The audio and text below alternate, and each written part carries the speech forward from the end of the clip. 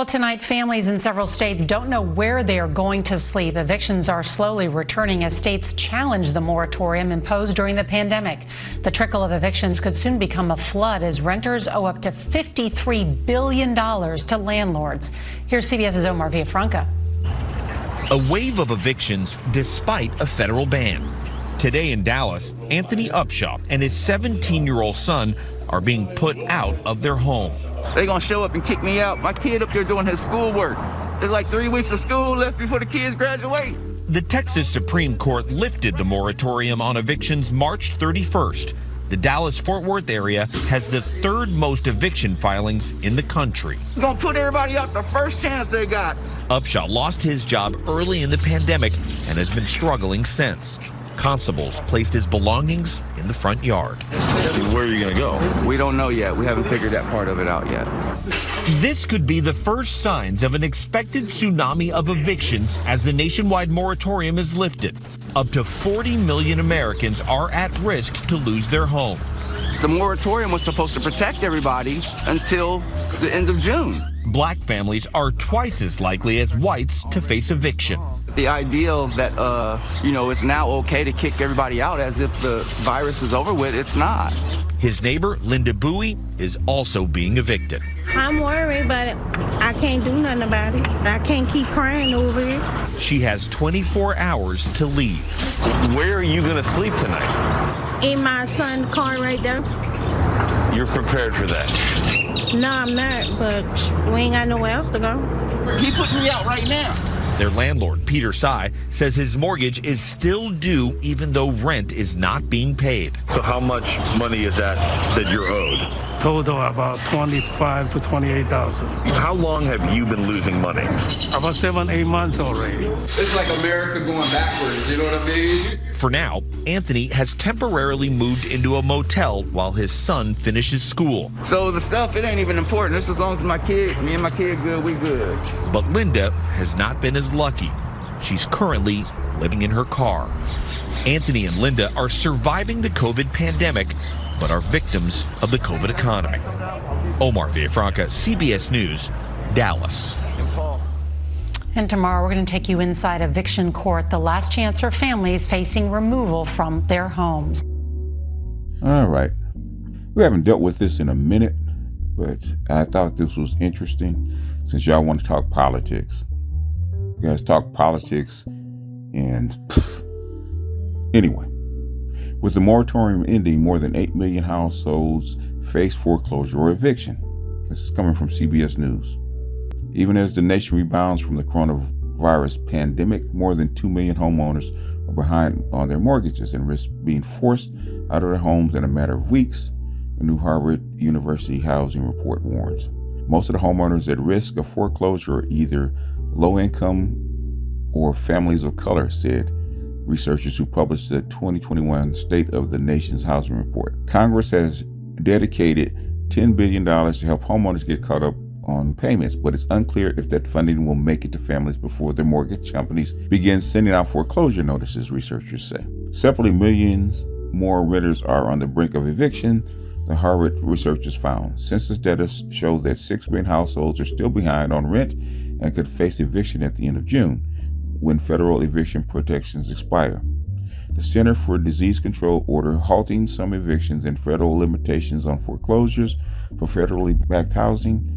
Both expire on June 30th. Housing advocates have pushed for the Biden administration to extend both, but there is no indication an extension will happen.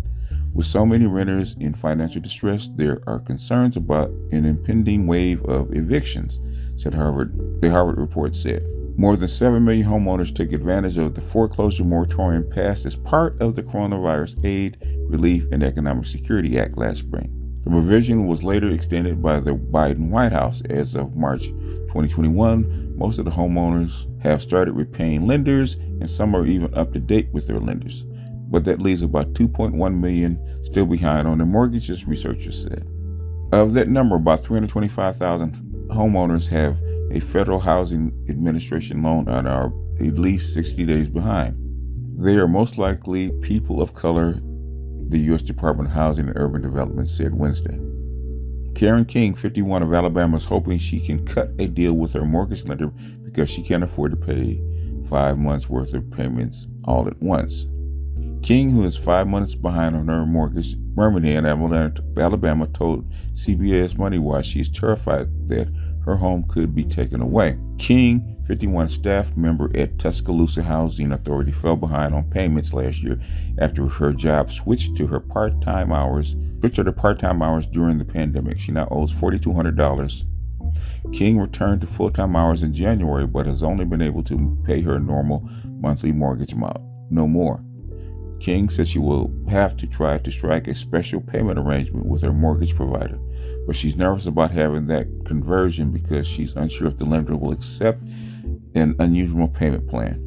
I can't necessarily pay extra on the mortgage, so I'm hoping I could work out something with them, King said, adding that she's willing to tack on 5 payments at the end of her own loan. Actually, I would prefer a deferment. People of color like King were hit especially hard with income losses during the pandemic.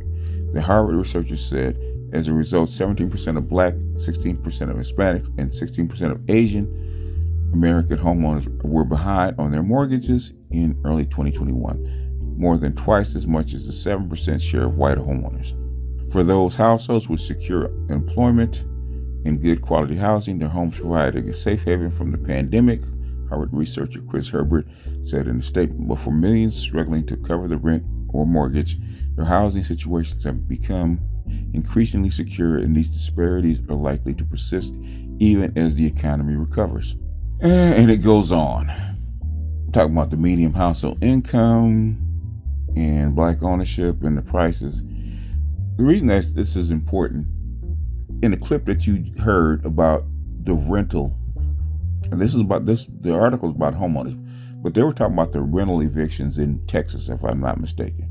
And the clip says that mortgage and rental together amount to about $53 billion, which is, nothing to sneeze at. $53 billion is not a little thing.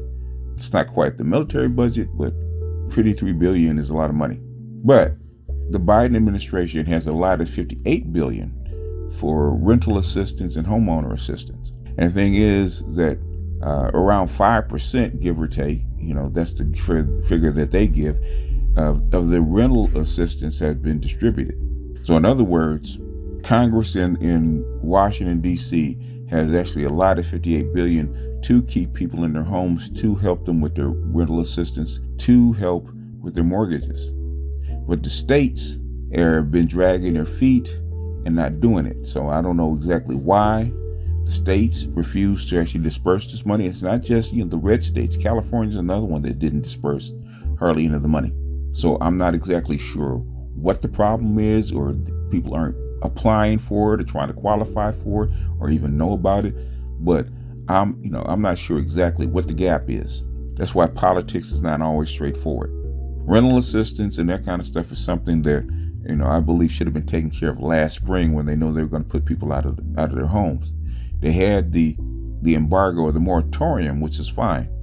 But the thing is, if you're going to give away trillions of dollars, you're going to throw around trillions of dollars, you could have tossed some money to the landlords, the tenants, and the banks, which all need the money that these properties generate. And we wouldn't be in this situation, a year and a half later, where people are getting put out of their homes. If you're going to save Wall Street, you're going to save businesses, you could have tossed some money toward the people that are in their homes, in their apartments. Like I said, politics makes strange bedfellows. And this is one of the more curious things that I've seen. The money's there, or at least the money is there that Congress allotted. And while it might not cover everybody, it will actually cover like 90% of people. And the reason that the states have not handed it out, even though it's going to be a state problem if these people become homeless, I'm not sure. Maybe it's to force people to go back to work for minimum wage. I don't know. But I say we're probably going to find out in a couple of weeks. Anyway, that's all I got. This is Beat Your Side, and I'll see you guys on the next one. Peace.